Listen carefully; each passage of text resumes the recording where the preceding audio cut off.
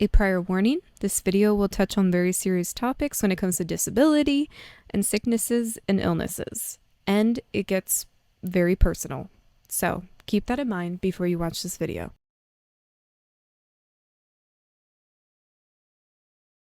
If you had 12 spoons in a day, how would you use them? Okay, now I know that sounds like a goofy question, but there is a reason to why I am asking this. When I say spoons, spoons are used as a unit of measurement for energy. What kind of energy? Well, mental and physical energy. The spoon theory is a concept to explain how people with physical or mental disabilities approach their day and how much energy they have. So, for example, if you had 12 spoons in a day, certain tasks and certain things that you have to do in that day take up about 2 spoons. So, an example would be taking a shower, taking a bath, brushing your hair. That uses about 2 spoons. So now you are down to 13 spoons. For tasks that take up more than 2 spoons, which would be 4, that would be going grocery shopping, going to pick up your meds, going to school, getting something to eat. What you are supposed to do is not go over the 12 spoon limit. So you have to prioritize which tasks are important to you to conserve your energy. And if you are out of spoons, you're likely to cause a flare or sleep in too long the next day or have to recover from your own body. So people with health issues and disabilities, like I said, whether that be mental or physical disabilities, have to prioritize certain things in their life and have to conserve their energy. Whether it be the most minute task, it takes up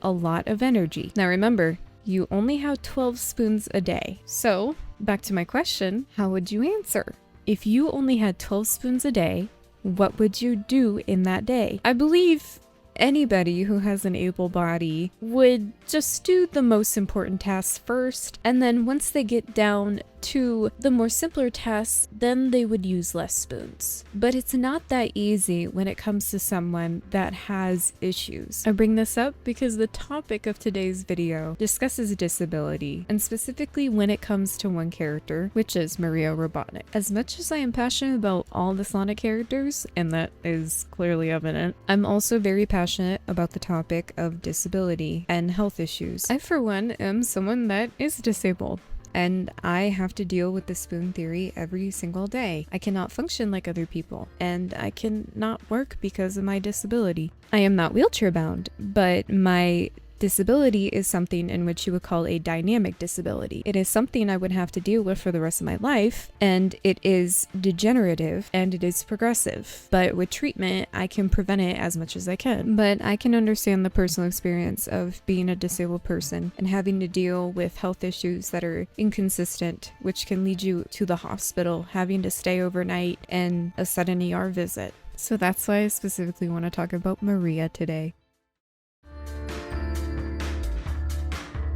Maria Robotnik was diagnosed with a condition called NIDS, which stands for Neuroimmune Deficiency Syndrome. Not much is known about the illness, and we don't really get much information about it in the games or other forms of Sonic media. We also don't know much about what symptoms NIDS presents and how it affects Maria specifically, but we do know that it weakens her body and it leaves her frail and weak. If we can at least find a parallel to a real life condition, we can find that neuroimmune deficiency disorders do exist. And in these cases, neuroimmune deficiency is when your body attacks its own nervous system. It can lead to horrible inflammation, pain, and weakness. It can also create permanent damage to your body as well. I'm not a doctor, so I cannot say what specific illness that actually exists parallels Maria's, but I do have to add, AIDS is not one of them. I see a lot of discourse on Twitter and everywhere where people say that Maria has AIDS and it was genetically passed down to her. NIDS is a parallel to AIDS, which I'm here to debunk that theory and say that it is not.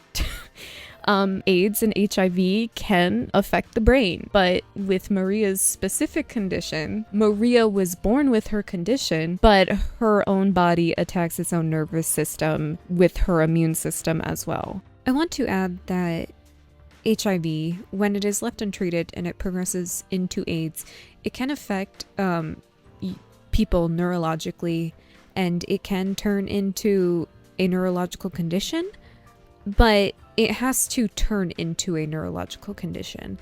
And with the way that NIDS is described, it sounds more like a very progressive case of like Huntington's disease, a specific disease that she was born with that directly affects her neurological system. That's just my personal opinion based on the research that I've done about my own illnesses and other people's as well being disabled. But once again, I'm not a doctor, so please take everything that I'm saying with a grain of salt.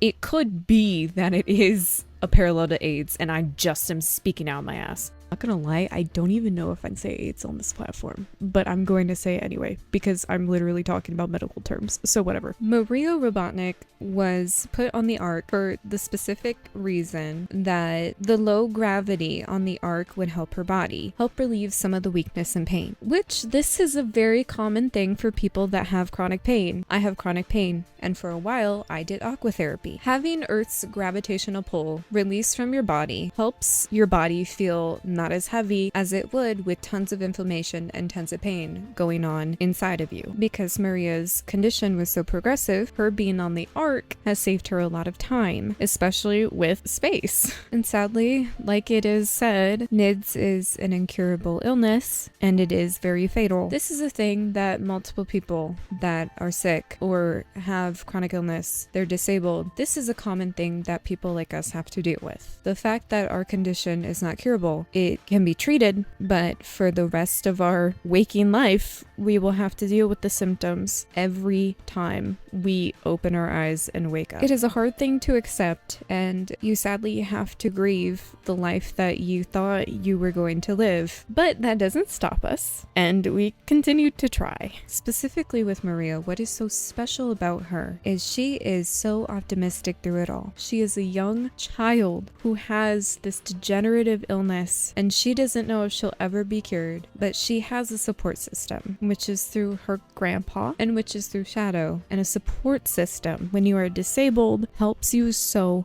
much. And sadly, not every disabled person has that luxury. There is a high percentage of homeless people that are disabled, and because they did not have a support system, that is why they are in the situation that they are now. When you have health issues and you have things that prevent you from being like everybody else, it helps you empathize and understand people's situations. And I believe that's why Maria was very forgiving about what happened to her or what was going to happen to her. I believe that's why she was very understanding, and that's why she wanted Shadow to promise her that he would give humanity a chance. She had been through the experience of struggling in her own personal human experience, and she believed that humanity should be given a chance, just like how she was given a chance. From Shadow's perspective, I wouldn't be surprised. I'm not even surprised by how protective he is over her. Whoa. And for him to be created for the sole purpose of finding miracle medicines for people that have these conditions, and specifically being made for Maria, of course he would have such a strong attachment to her. Maria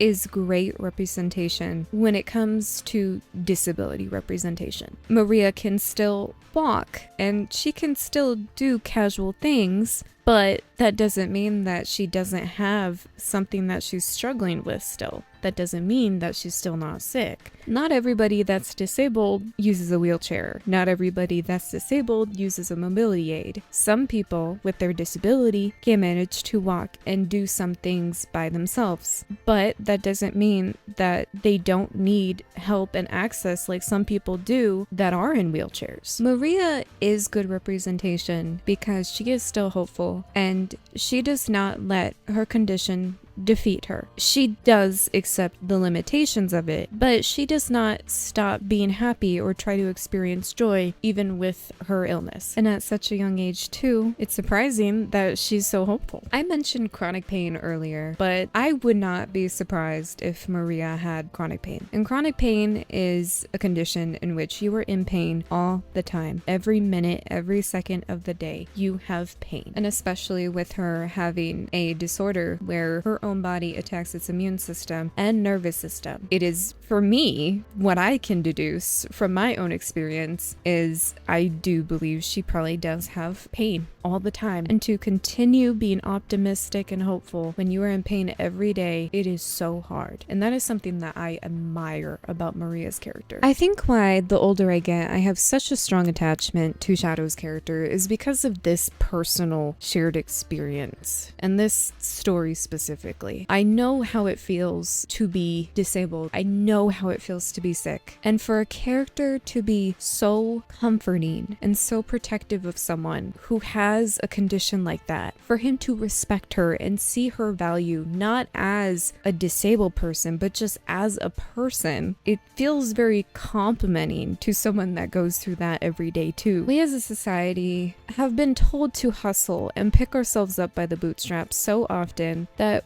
we forget that it is fine to not find purpose in our work. There's nothing wrong with that. There's nothing wrong with finding purpose in your career or your job or the work that you do. But there are some times where those things get taken away from us. And that's when we have to understand that our purpose doesn't specifically come from the things that we can do. It comes from us just being. And Shadow respects Maria for that specific fact. He understands Maria as a person and what she can offer emotionally, mentally, and just as a living being. She is sweet, she is kind, she is optimistic, and she is caring, and there's so many other things about her and attributes that he adores, and he doesn't value her because of the work she can do or what she can do for him. He values her because she's Maria. And that really hits close home. And I believe that's why Shadow is my favorite character, and the reason why he continues to be my favorite character the older I get. I know it was very repetitive, but like I said before in the beginning of the video, this is a topic I'm very passionate about because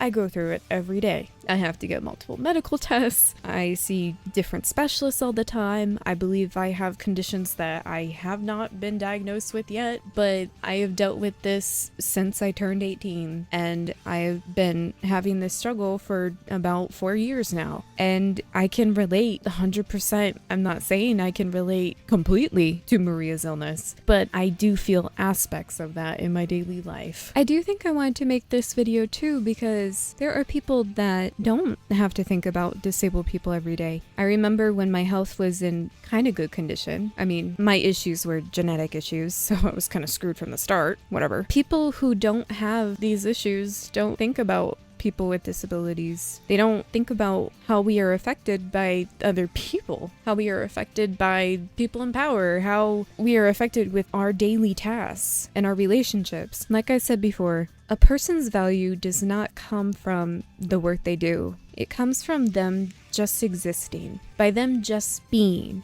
And I wish people would understand that more. With the recent Shadow Dark Beginnings preview and getting more episodes, I really hope that they show Maria and her disability, her condition. I hope that they show the experience that us people like her go through. I hope that they show her having multiple tests, literally getting poked and prodded at to get help, and having her energy drained because they're trying so hard to find a solution for her. I hope that they show that and give disabled representation justice, because any of that is just nice to understand, and I would like for people who don't go through this experience to understand that. And also, as much as people joked about Maria getting shot over and over again, I just want people to feel connected enough to her that they stop saying that joke. Because it got old real fast, and sometimes it's a bit like, okay, it feels kind of evil now, waiting for the sick child to get shot. Anyway, I warned y'all that this video was going to be pretty deep. I warned y'all that this video was going to be pretty personal. But I think I hit on some good points about Maria, and I think I hit on some key points. And I hope maybe this video helped you love Shadow a bit more, love Maria a bit more, because their dynamic is very interesting, and their story, their backstory is very interesting too when it comes to disability and Shadow being made as this miracle medicine for all diseases and illnesses and whatever. Alright, anyway, I'm going to leave this video on a high note. Thank you for watching. Thank you all for all of the love on all of the other videos. Thank you for my subscribers, people who have recently subscribed to me, thank you for coming back and keeping up with my videos and listening to me. I thank you so much. It's so nice just starting out a YouTube channel and seeing that people keep showing up to watch my content, all of the comments, engaging with my content, liking my videos. Sincerely, I love y'all. Thank you so much. Consider subscribing to me if you'd like to keep up with me. Once again, I have a lot of video ideas. I'm going to be playing Shadow Gens when that comes out. And now that I know that there's 3 episodes of the Shadow Dark Beginnings, I'm going to be reviewing each episode when that comes out too. When the Sonic Movie 3 trailer comes out, I'm going to be doing an analysis on that and talking about that.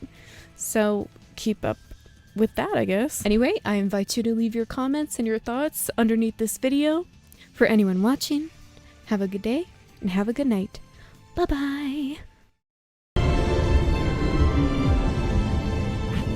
I'll handle this. Just wait here. I'll be back. I promise.